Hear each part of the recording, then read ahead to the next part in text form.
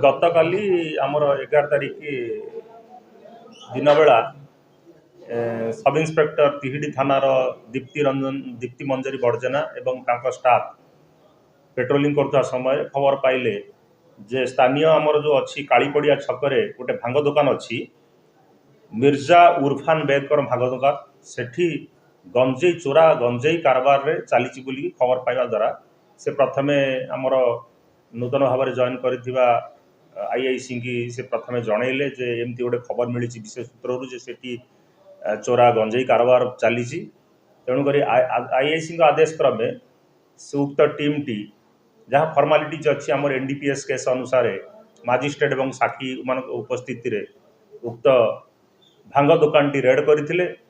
एवं से भांग दुकान रु आमर गंजेई 16 केजी 336 ग्राम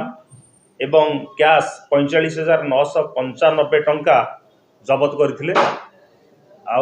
आमर सेमानंकु गिरफ करा जाइथिला काली सेमाने हेले सैयद ऐराज सैयद सिराज अली खां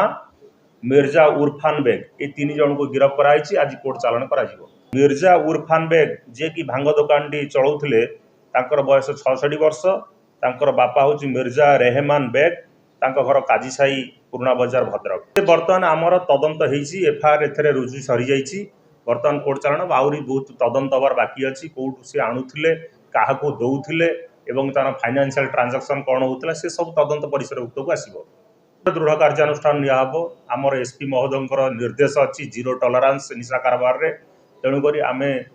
प्रति पदक्षेप नेबू तदंत बहुत कठोर आभिमुख्य नब ये आमर जी अच्छा तदंतकारी अफिसर से ठीक हिसाब से तदंत करेंगे आम समस्त को ये भितर तदंत परिभुक्त कराइबू।